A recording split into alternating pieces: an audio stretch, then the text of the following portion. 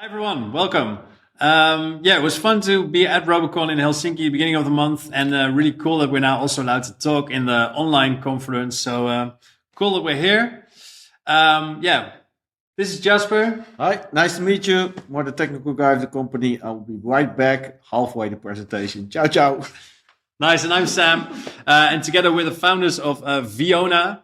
And Viona, we'll briefly say what it is, but mainly what we're here to talk to you about is how Robot Framework helped us, it changed the RPA market, but also helped us to create a company, and that's really cool. And we're proud of it, and we would like to share some insights with all of you to, show you what's all possible. So, where it all began, we had a dream. What we saw was that about 50% of the Dutch labor force works more than 4 hours a day behind a computer screen. That's a lot of time. There's been a lot of research into it, and the main reasons are, a lack of knowledge of computers in general. So literally typing courses could help already in this case to reduce the time necessary. But the other part, and that's where it got interesting for us as well, is the lack of automation. Also, there has been a lot of research, and the Netherlands is actually behind on a lot of other European countries when it comes to automating processes. And that's not just RPA, but that's also the use of for instance, APIs. So interesting why this is, but even more interesting is that there's a big opportunity there. So what we did is we created a mission, and our mission is to eliminate all unnecessary manual actions in computer systems. Yes, this is broad, but this is the end goal. So we made a nice beginning anyway. What we saw at the time of what we were doing was also perfectly right. This is 2021, around the summer. The situation in the Netherlands and in the rest of Europe actually was that there are big labor shortages. Not a lot of stuff to be found. This is one on the technical side, development side, but also on the administration side, we'll put it that way. Which is actually the second point here as well. So developer availability really was an issue. The developers that were available were very expensive. So what we saw is also customers or companies were struggling to find good technical support because there were also no developers available, and were paying a lot for automation. At the same time, there was an upcoming phase of Gen 2 RPA. So where the old RPA was an expensive license in, for instance, UiPath or Blue Prism, what we were seeing is there were companies popping up who were offering really cool cloud solutions to run RPA robots. No infrastructure required, you could pay per minute, total different approach to RPA. So that brings us to the opportunity for us or for anyone else trying to start an RPA agency. There are many more places where RPA is possible all of a sudden. The first one is the SME market. So mostly they were oblivious to the existence of RPA. It was often not on their management agenda. There was basically no in-house knowledge of process automation or how to do this with RPA. And what we saw in there, a lot of companies with a mix of really nice new SaaS solutions, but also a lot of legacy software around. And these companies generally don't want a script or a tool. They want a solution. They want to be helped. So that was a nice chance for us to do something about it. What we also saw is because the cost of an RPA robot is suddenly much lower because you're running per minute instead of having a large, expensive license, suddenly it's interesting also for smaller processes. So this again makes it also for larger companies interesting to use Gen 2 RPA and maybe our solutions to run their processes. And the third one is also an interesting one, which actually more coincidentally bumped into later, is short-term solutions. And what I mean by this is what you often see is lengthy IT projects. So I don't know, going to a new ERP system, for instance, SAP. As we all know, this takes a long time. So we're talking projects that might go live in 2 years' time. Total development stop on the current project, and then they need some solutions. And then RPA can be a solution, and especially with Gen 2 RPA, because the earn back time is half a year, maybe 9 months. It can still be really interesting to use robots. And we've been helping companies with things like that as well. But then all was going well. The shit hit the fan. What we saw is, what happened to us is that we were working with Crony, which was a nice Dutch company, started in 2019, created a beautiful RPA platform, but they went bankrupt. So we were only going for 1.5 years, 2022, and suddenly our software supplier was bankrupt. And that was a big issue because we ourselves weren't real developers. We didn't have real developers. We had scripters. We didn't have any own infrastructure because this was running through the cloud. And we already had customers paying monthly fees every month to run their robots. So we had to find a solution, and we had to find one fast. So suddenly we had a new side mission. It was to find a reliable SaaS solution, preferably Gen 2 as an RPA platform. And Jasper's going to tell us more about that. Thank you very much, Sam, for this introduction. Very clear. Well, for us, Robocorp came to the rescue. It was very clear for us. And I will talk you through a little bit about some screenshots I have about the platform and about the way we work with it. Let's start actually with the first one. It's a visual code. It's a graphical user interface on top of Robocorp framework, actually. And this platform was very, very handy for us, very useful, because this helped us to actually get into the market, because we were not programmers at all. So we know a little bit, we're scripters, we can do that, but we don't have any infrastructure or anything like that. So with this graphical user interface, we could just create robots, which we actually created first in the other system. We built them in this platform, just click on run, see if it works. If it works, fine. Push it to the cloud, and hey, it runs again, and it all worked out very well.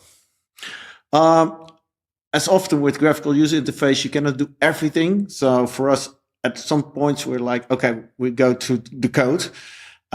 We use Visual Code Studio for that, and actually, that after a while, you get used to it. You start using that all the time, and you stop using the graphical user interface, which you see now in front of you. The funny thing is, which we weren't aware of, that they stopped actually creating this user interface, this graphical user interface. So you cannot use it anymore. But for us, it was actually the entry to Robocorp. What the Robocorp platform all is about is this control center where you can make sure that all the robots you created are managed in such a way that you can use them attended. So you can just start them straight from the platform, or unattended, which often we use. That on a certain time of the day or every day, week, etc., you can just use cron tabs for that, and make sure that the robots are run, and we got all the information there. So on the left side, you see a few options you have. So here you have all the processes in one project. So in this case, it's contract renewals. You have a couple of 8 different robots in there. And we can see when the next one will start. Some are not in the cron tab, so you see that they don't have a next start. They will be started through some webhook or anything else. You see the tasks. So that's just actually the script itself, which we use to at Robot Framework. Then we have the vault, which is very, very handy, of course, for the people who like us. We're not very technical. You know, it's secure, it's managed. We don't have to worry about that. That's really nice. You have some integration with APIs. If you set up, for example, a project like this, you can, with the we can, for example, connect it to Slack so that we know all the information if things aren't wrong and things like that. So very simple, clean platform. If you look at one process, you see that the process in this example is the enter contract process.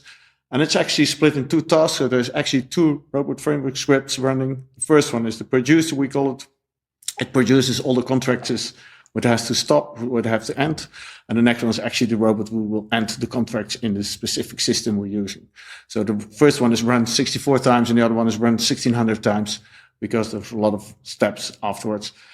In this case, it's a great example because you can also use, because of the cloud infrastructure of Robocorp, we don't have to think about it, but we can say, okay, end all these contracts at the same time. We can just make 10, 20, 100 environments at the same time, do all the robots at the same time. So speed up the process really fast. We don't have to worry about it. That's, for us, really nice. But things go wrong, of course, as well. So we can dive into a run. So this is one specific run. So we have a start time, stop time. It went fine. It took 3 minutes to run this robot and it did everything fine. There was one task execution error, but we skipped that one. So we were nice with this one. But sometimes, of course, it doesn't go well. So you see already on the right-hand side, you have this log.html. So we have a very clean log, but we have the console, which actually says what really happened in the machine at that moment. So for us, we can always deep dive. I have some friends who are really technical, so they can deep dive for us. Not a deep dive. It's of course a log.html. So for example, in this case, it waited until element visible. It didn't succeed. It was waiting for the class success for 60 seconds. It failed. So on the bottom, you see the failed element. And we also see the screenshot. The screenshot is really helpful. Every time there's a fail, it creates a screenshot of that moment. As you see, this is a cloud automation. So for us, we do a lot of cloud automation to Robocorp. We don't do much desktop automation for that. Gives you a bit of an idea how it works. Robocorp also has a very good extension for Visual Code Studio. And it helps a lot in creating these robots. So you can just type your script, whatever necessary. You can actually upload it directly from the script directly to the platform using the menu structure on the left. You can run the robot, etc. On the on the left bottom, you can see that it's connected to my account, which is very useful because we can use the Vault, which is in the cloud, to run these robots locally without any new credentials. So very safe to work like that. So for us, the reason to go for Robocorp is that we can use the robot framework, which is really nice, but it's really easy for starters. So you don't have to think about anything else than just create a script. And the rest is done by Robocorp. It's a very secure runs. We don't have to think about that. Easy to scale. So as said, sometimes a lot of robots are running at the same time. We've never done anything on infrastructure. Cheap for lower volumes. If you have, for example, reporting stuff for, let's say, once a month or things like that, doesn't cost you almost anything because you only pay per minute. It's very easy for debugging, etc. It's not that you can only use the robot framework. You can use Python to create your own libraries in the framework. So it's very extendable on that side as well. And we call it managed open source. We love the open source idea. Think about that. But it's also very nice that somebody's taking care of a lot of stuff for us. We're very willing to pay for that because it helps us to create this company at all. There's, as always, some disadvantages. In the end, it's a framework. It's a SaaS solution. So if it doesn't fit in there, there's always some flexibility might be missing when you're scaling maybe even way higher.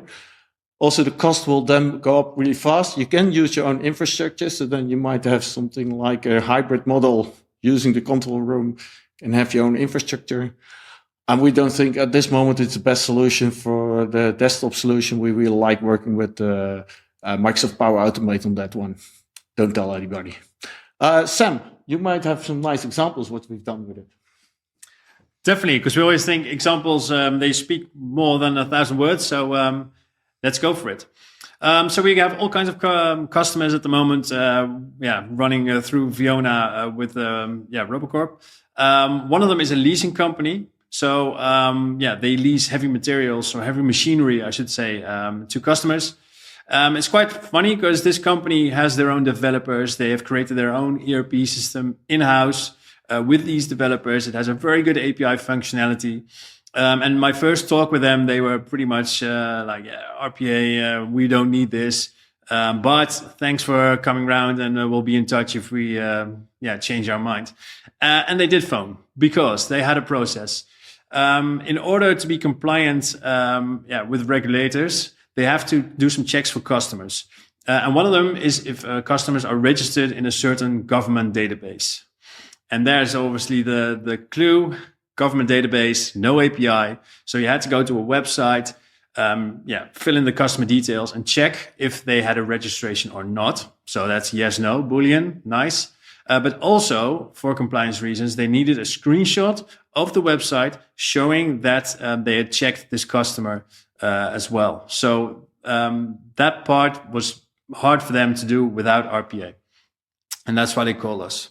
So what we did was we created a combination of API work from their side and RPA in Robot Framework. So how did this look like? So the front, we get triggered by an API call from the customer requesting the check from a certain company. We get this information then on the website. We create this screenshot and we save this information as an asset in the Robot Framework portal, basically.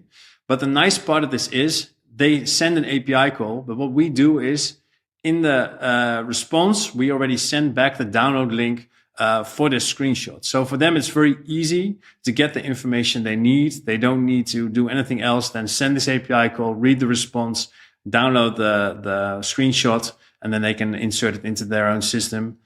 As I said, they're technical enough, so that was all easy for them. But this part, we were really be able to help them with this. So nice example. We always think of how this can work. And then a totally different example. This is a large temp agency in the Netherlands. They what happens is they have to extend about 150 to 200 contracts every week, and this takes about 10 to 15 minutes clicking through the software package to create these new contracts. A lot of work, not the most inspiring work either. So they called us for help, and we took a look, and now we managed to bring back this entire process of 15 minutes to one click for one person. So this sounds really easy, but just to give you an idea what we're talking about with these kinds of companies, we're talking about companies who have no knowledge of RPA. We had to explain them in the first meeting what it was. And then what you see is, even when they do know, they're not large enough to justify an own in-house department for RPA or to run the infrastructure or manage their own RPA processes. So they are really looking for companies like us who do these managed solutions so they don't have to think about anything. All runs go through the Robocorp platform. So what does this process look like? First, we have to get all these contracts which need to be extended. We send an email to the right department. If necessary, we also send reminders. We gather all the responses from these departments. We renew these contracts, and every contract that gets renewed, the old one also has to be ended. So to give you an idea, this is thousands of lines of codes with all checks because we're creating contracts. But this too works perfectly with Robot Framework, and then we do it with the Robocorp platform. So, Jasper, this is pretty much our story, I think. This is it. Thanks a lot for listening to us, and we're obviously very welcome to answer any questions you might still have. Thank you very much. Ciao. Thank you. All right. Thank you, guys. A lot of questions coming in, and I see you in the green room. You've been here for a while. Let's go live. Let's do this.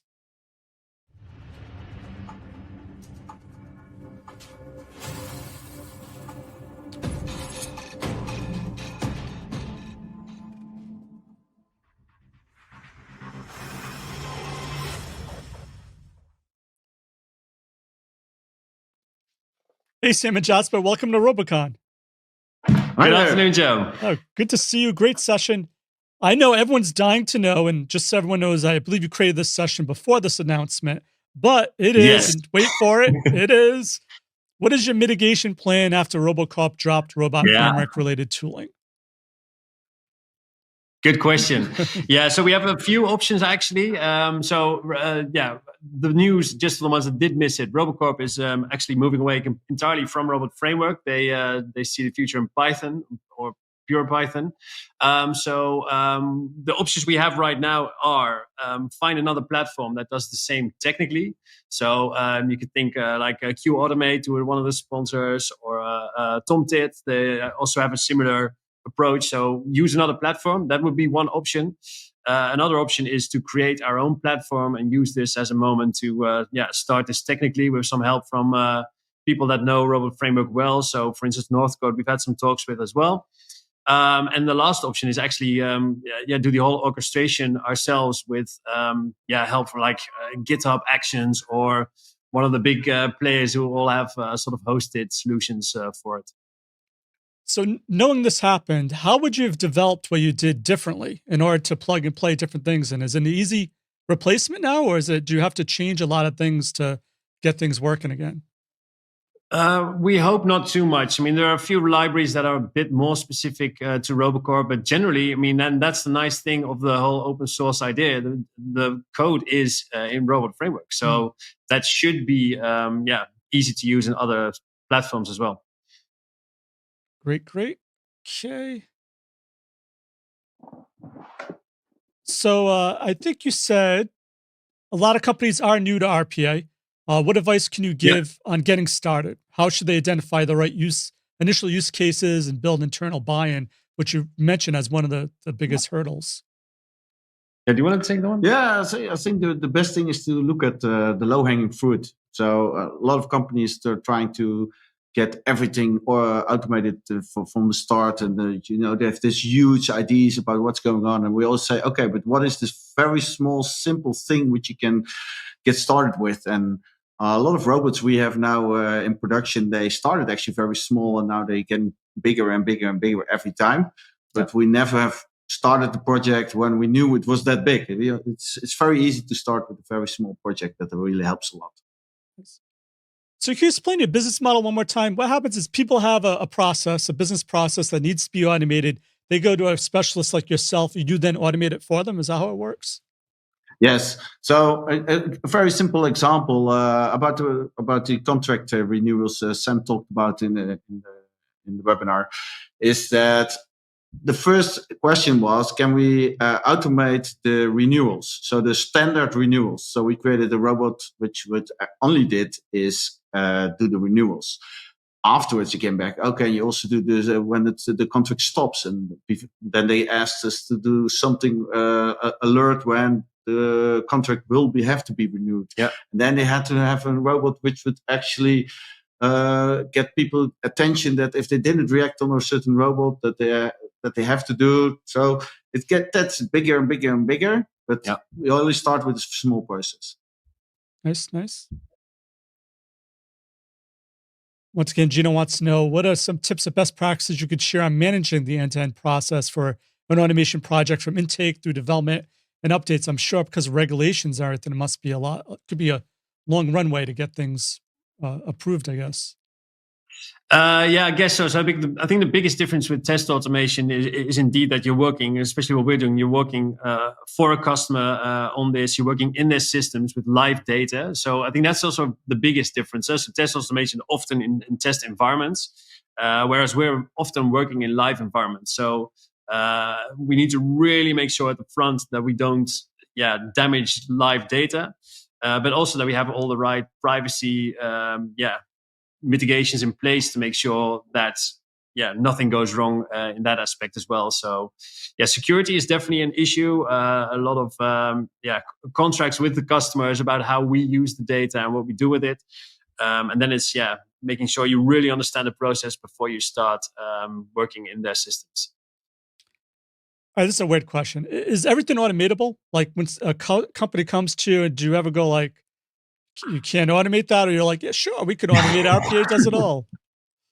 Well, we always say if people can do it, the robot can do it. That's the basic idea.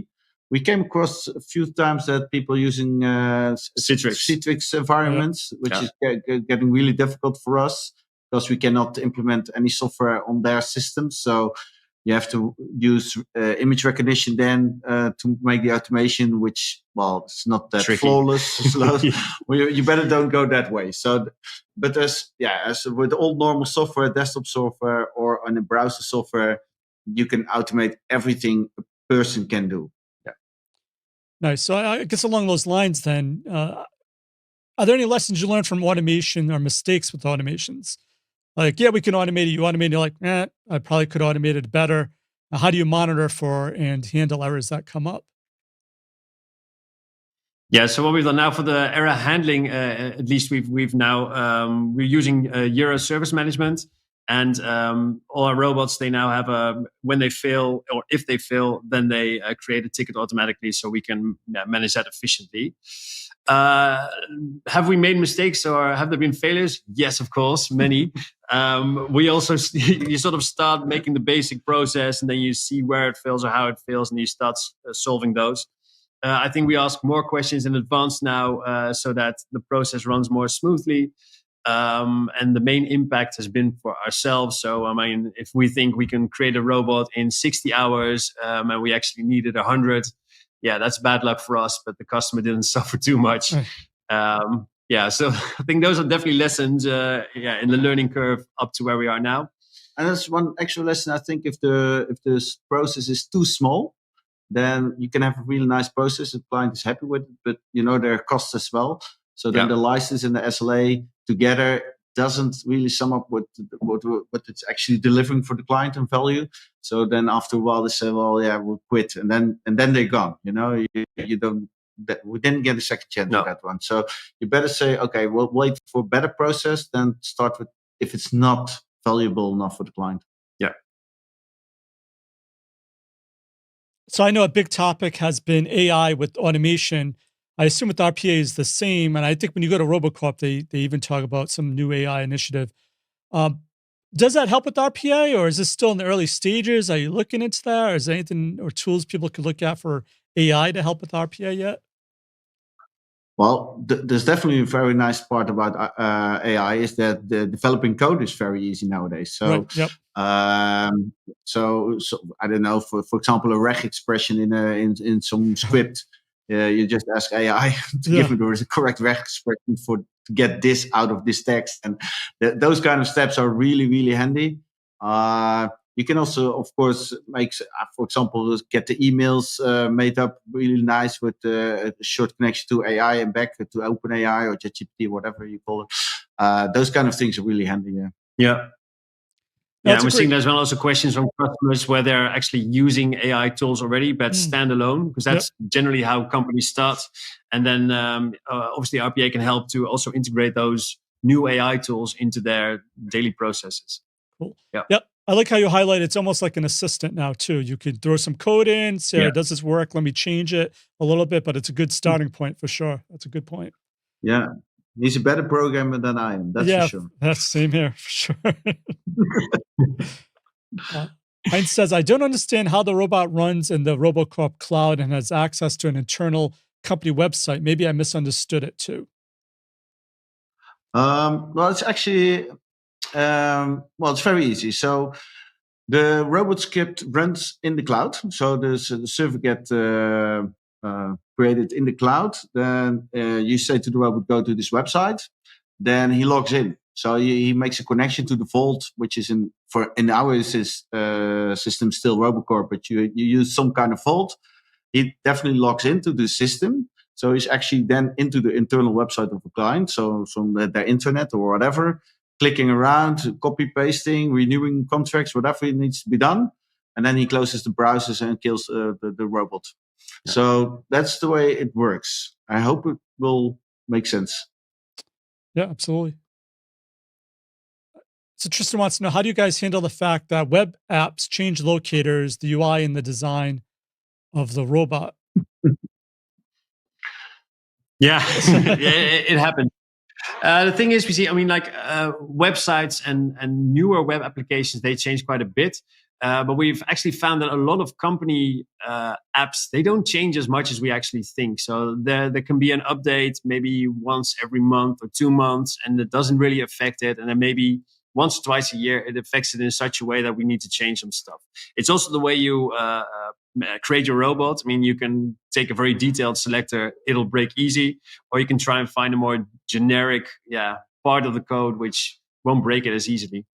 So I think it's not a big issue. Well, it was one of the things we were actually scary of when we started the company, I think. So we're now busy for 2.5 years or something like that working. So after 2.5 years, we didn't come up with very big issues on that one.